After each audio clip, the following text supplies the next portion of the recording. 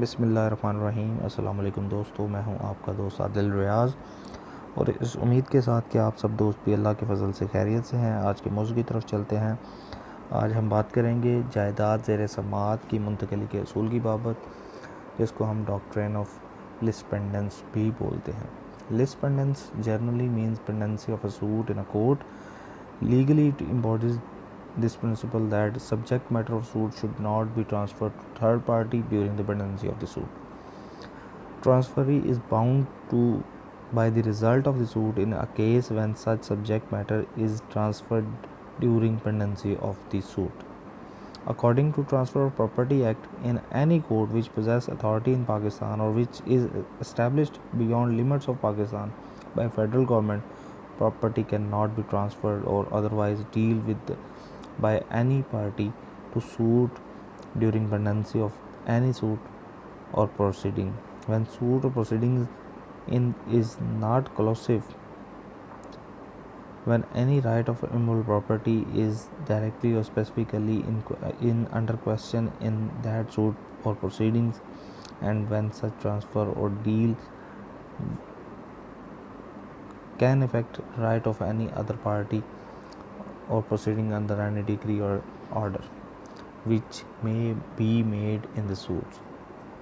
However, property can be transferred under authority of the court and on those terms which court can impose. This principle is generally called principle of lease pendens. जैसा कि हमें इस सारी तारीफ में पता चलता है कि लीज़ पेंडेंस का जो कानून है, असूल लीज़ पेंडेंस जो ज़ेर समाअत जायदाद पर लागू होता है, उसमें कानून ट्रांसफ़र ऑफ प्रॉपर्टी एक्ट बड़ा वाज़ह है कि जिस भी गैर मनकुला जायदाद की बाबत एक इशू अदालत में जब चला जाएगा, तो कोई भी पार्टी जिसके नाम पे वो टाइटल है, वो किसी थर्ड पार्टी को जो मज़कूरा प्रॉपर्टी है वो सेल आउट नहीं कर सकेगी। हाँ, अगर अदालत चाहे तो कुछ टर्म एंड कंडीशन इम्पोज करने के बाद वो जो जायदाद है वो सेल भी की जा सकती है। इस कानून को बेसिकली ज़ेर समाअत जायदाद पर की बाबत कानून कहा जाता है। अब हम बात करते हैं कि वो कौन कौन से हालात हैं जिनमें डॉक्ट्रिन ऑफ लीज़ पेंडेंस लागू होती है। जब भी दो पार्टीज़ के दरमियान जब कोई एक तनाज़ा रोनुमा होता है, तो कोई एक पार्टी उस तनाज़े को लेके सिविल कोर्ट से रजू करती है, सूट फॉर स्पेसिफिक परफॉर्मेंस में चली जाती है।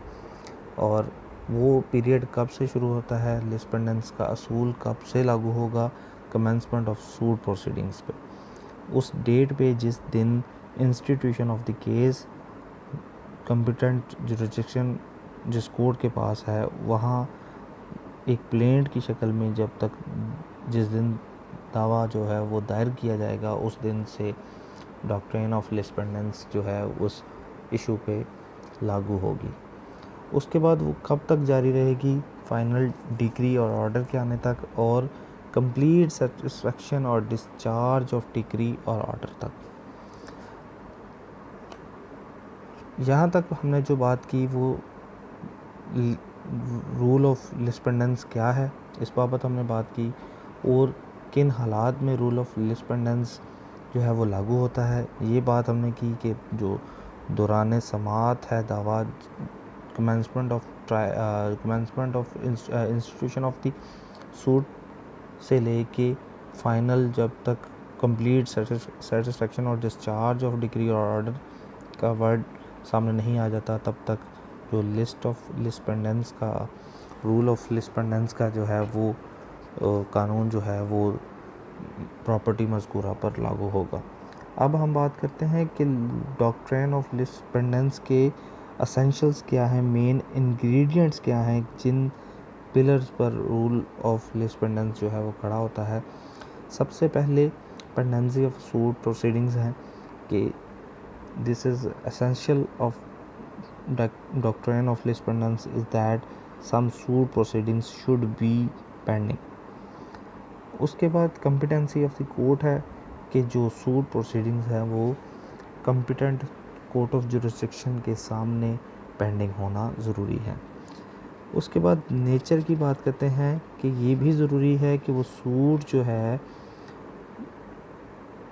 लाजमी तौर पे जो कार्रवाई है वो साजिशी क्लोसिव नहीं होनी चाहिए।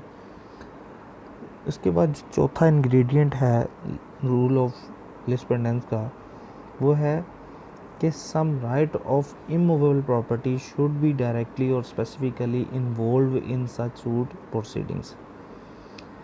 जो पांचवा पिलर है डॉक्ट्रिन ऑफ लिस्पेंडेंस का, वो ये है कि lis pendens is that one of party to suit और प्रोसीडिंग्स शुड हैव ट्रांसफर और dispose of such immovable property during pendency of the suit proceedings। के दौरान समाअत दावा हाजा के दौरान समाअत लाजमी तौर पर ये चीज़ होनी चाहिए कि जो एक पार्टी है जिसके नाम पे टाइटल है वो उसने कोशिश की हो कि जो मज़कूरा जायदाद है उसको किसी थर्ड पार्टी के नाम पर ट्रांसफ़र कर दिया गया हो, तो फिर ये जो डॉक्ट्रिन ऑफ लिस्पेंडेंस है इस दावा हाजा में अप्लाई होगी। इसके बाद जो छठा और आखिरी इंग्रेडिएंट है डॉक्ट्रिन ऑफ लिस्पेंडेंस का, वो ये है कि ट्रांसफ़र और disposal of immovable property should effect right of other party to suit और प्रोसीडिंग्स, कि उस फ़रोख्तगी के बाद दावा हाजा की पार्टीज़ में से किसी एक का जो राइट है वो इफ़ेक्ट लाजमी तौर पर होना ज़रूरी है। अब अगर हम आज के टॉपिक में जो हमने बातें कवर की, रूल ऑफ लिस्पेंडेंसी की बात की कि क्या है, कब अप्लाई होता है, इसके मेन इंग्रेडिएंट्स क्या हैं, इसकी बाबत हमने बात की। तो इस सारे सब्जेक्ट को अगर हम कंक्लूड करें तो हम कह सकते हैं the basic principle which works behind doctrine of lispendence is that nothing new should be introduced during litigation। कि कोई भी ऐसा एक नया पलंदा जो है वो खुलना नहीं चाहिए दौरान litigation। It reveals that a primary object of this doctrine is to maintain status quo and protect parties to some litigation against their opponent, alienation of property during pendency of the litigation, particularly when some right of immovable property is in question in such litigation। कि जब तक एक litigation ख़त्म नहीं हो जाती उस litigation की बाबत मज़ीद और उलझाव पैदा नहीं होना चाहिए। बेसिकली ये प्रिंसिपल इस डॉक्ट्रिन ऑफ लिस्पेंडेंस के पीछे काम करता है कि लिटिगेशन को उलझाने से बचाने का एक तरीक़ाकार है। तो उम्मीद करता हूँ दोस्तों आज आपको आज का टॉपिक जो है वो पसंद आया होगा। अल्लाह पाक आपका और मेरा हामी नासिर हो। अस्सलाम वालेकुम।